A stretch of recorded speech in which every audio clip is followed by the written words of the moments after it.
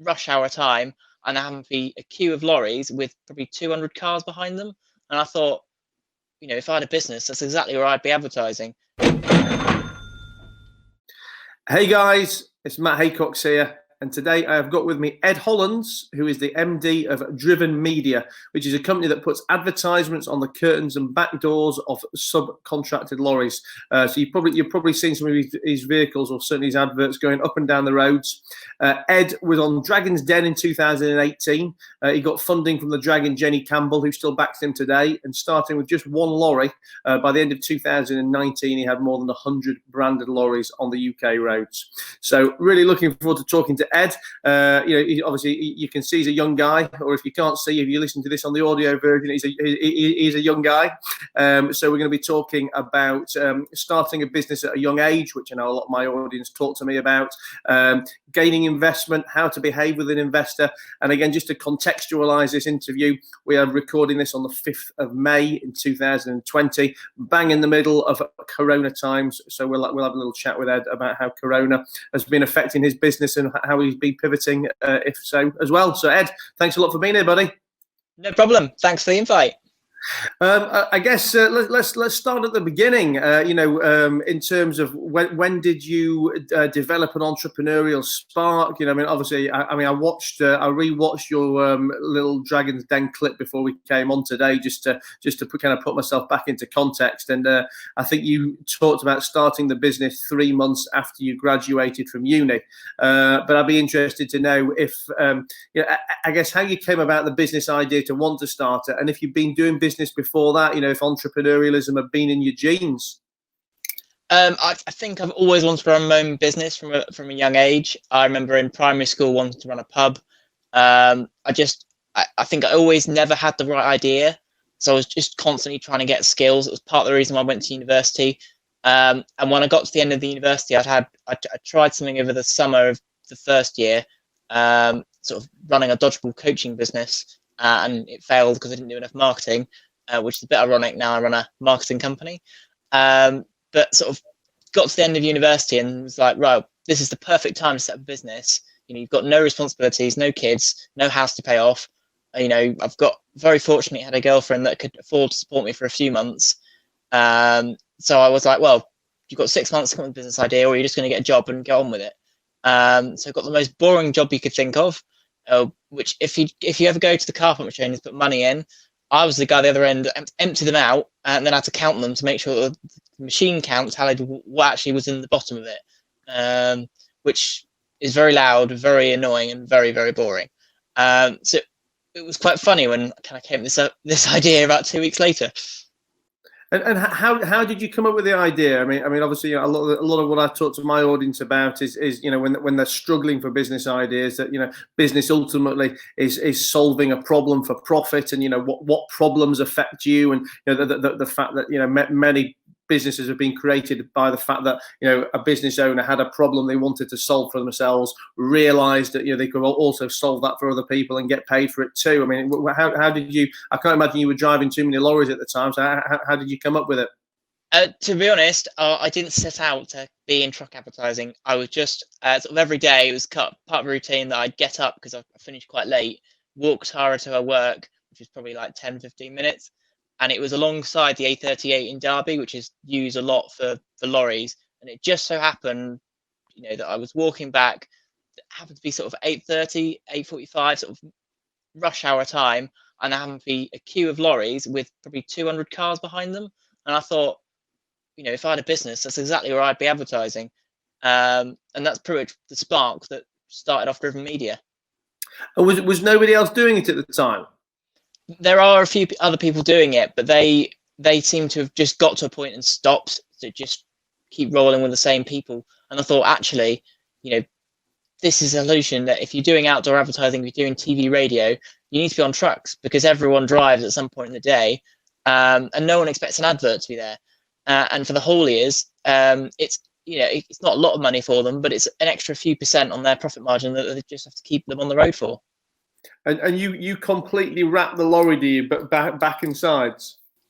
Yeah, we've got two formats. So a full wrap is exactly that, both sides and the rear doors, or we can do a rear only, which is just the back doors. which is kind of the prime space because of the dwell time. And do you tend to just have one advertiser then as well, or can you have one person on either side of the lorry, or is it tend to be one advertiser per lorry?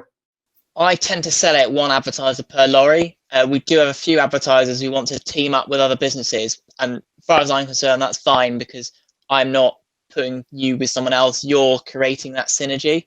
But it doesn't make sense for me to have 3 different advertisers paying for 3 different bits of space because it looks confusing. Okay. I guess, how did the Dragon's Den come about then? Were you genuinely looking for investment at the time? What was it? Was it exposure? What did you feel like you were lacking? At the time, it was definitely exposure. I was trying to get. I was struggling to get anywhere fast, and I thought the best thing to do is get myself in front of as many people as possible. And if I get an investment, great. I mean, did you prepare? Did you prepare for the Dragon's Den experience? Had you pitched to other investors before? So, was it just like doing it the same but on camera, or how did you learn for that? I'd never done it before. It was just watching Dragon's Den and then sort of building a pitch myself. Ironically, though, I did forget my numbers, which I made sure I knew. But I think the thing I didn't realize is because you're under so much stress in front of them, you just can't rely on your brain. So I'd remember the percentages in the top line, and I was relying on the fact I could mentally work out what the other numbers should be. But I couldn't do that under pressure. And I mean, I guess as a viewer and as an investor as well, I mean, when I watch the Dragon's Den, I guess what I don't like about it from my perspective is just how truncated it is. I mean, I understand why they do it. It's got to appeal to a mass audience, and it's got to fit into a short viewing spot. But I mean, how long were you actually in the room for? So if I go through the entire day for you, you need to be at the studio for 6 o'clock. There's probably an hour and a half of setting up the props so they know what they're bringing in for you. There's like a pre-interview, which you see before they go in the den, and then you're effectively in a green room. Well, they call it the green room, which is full of snacks where you're practicing. It's a bit awkward if you're on your own, but if you've got a group of people, it's great. And they literally don't tell you when you're going in. You literally just grab you. And then they say, "Oh, we're just doing a shoot," and then literally just go, "Right, here you are. We're going to do a walkthrough," and then you're going straight on to see the dragons. And because it's not an actual building, it's just like a curtain with sort of like fabric on that looks like you can actually hear them talking and sitting and joking, and it makes it a lot worse. But I was actually in front of the dragons for just short of 2 hours. Really? And you ended up with sort of I think it was a 15-minute TV broadcast. So obviously there's a lot of questions in there. I remember a lot of the tweets were going, they didn't ask that, or they've jumped a bit, and that's because they did ask them, but for whatever reason it didn't make the cut. Sure. And had you already decided prior to going in, which dragon you'd like to work with, or I mean, one of the I've actually advised a few people who go into Dragon's Den, and one of the things I always talk to them about is the fact that I think it's so important to really know what your bottom line is, because I mean, when you're put under pressure, to actually try and have that conversation. I mean, bad enough having it with yourself, particularly if you've got to have a business partner with you who you've got to agree with. So I mean, I very much talk about the fact that know who you want to partner with, know what your bottom line is, but also be very flexible on that bottom line, because I believe that raising money for business is probably the toughest job that anyone does in business. But probably more tough than actually running the business itself. So unless the terms are utterly offensive, then I really think anyone should be snapping an investor's hand off. But I mean, how kind of prepared were you? In terms of the dragons at the time, 3 had been on there for quite a long time, and I kind of, if I was going to get any of them, I wanted to go with Peter because he seemed to have a lot of expertise in various things. Tage and Jenny joined about a month before I was going on, so I knew a lot about Tage because of Vitibiotics. It's quite easy to find out a lot about him.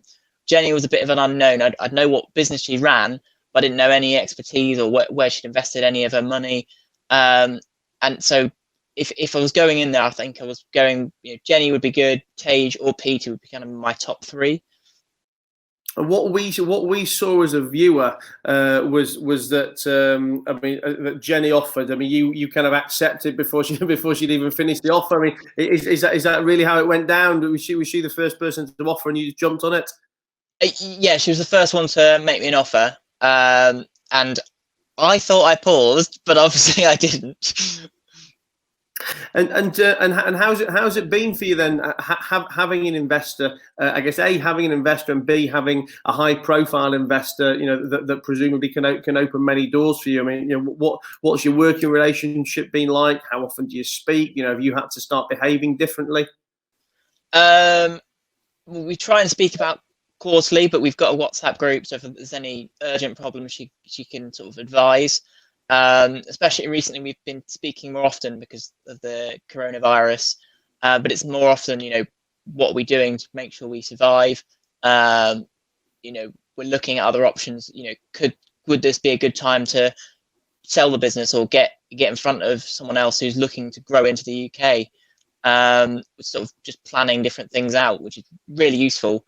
I think the only thing I've had to change is I've had to grow up like formally, because I've never really been into wearing suits and jackets and ties and things. And whenever I go physically to meet her, it's like, I put that on, and you do feel a little bit different. So what would your advice be to my audience who are very much young entrepreneurs, SME businesses, people who are looking to raise funds, start businesses? I mean, you've done it from a young age, and also you've raised investment at a young age. I mean, do you feel that your age has been a barrier, an enabler, an inhibitor, and what would your advice be to people looking to raise investment? I think it's a bit of both. Being young means you don't really have the experience, but equally you've got the energy and drive to really put everything you can into the business. And I think it depends on what you're doing. If I in hindsight, I should definitely have got some more industry experience, because this industry is all about who you know. So once you break in, it's great, but breaking in takes a while, and I'd much rather have done it on someone else's paycheck and then sort of benefited off the back of it. And I think the other bit of advice is really know what you want that money for, and how you're going to spend it, because from my experience, you'll definitely need more money than you ask for. And if I want to plan it, you spend this on this, the investor might have other ideas or might be able to help advise. And I think that's the one thing I kind of wish I did, is have a plan for, I'm going to spend this on this, this on this, and it was kind of, I fancy that, I'll spend it there. Cool. So, I mean, again, just to contextualize this for you guys watching and listening, we're on the 5th of May. Ed, I mean, how's Corona affected you? Have you made any pivots within the business? Developed any new income streams to catch up with anything that's lacking? We were planning to launch a new product or a new sort of format literally the week before it all kicked off, which is our subscription rear package. So basically companies can sign up, and then it's up on their terms when they stop, rather than having like you've got to stay for 12 months. It's kind of, you sign up and you're on there for as long as you want. So initially we kept trying to push that out, but it was quite clear that people just weren't spending money. Any campaigns we had booked but hadn't quite launched were all delayed. So it became a case of really just buckling down the hatches and trying not to spend money.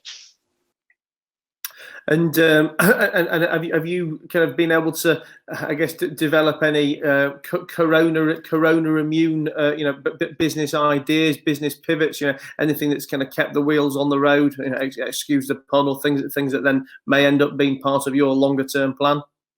I've just been trying to focus on building the pipeline for the future. A lot of what we do is very reliant on our trucks. A lot of them are out there now, but the audience isn't.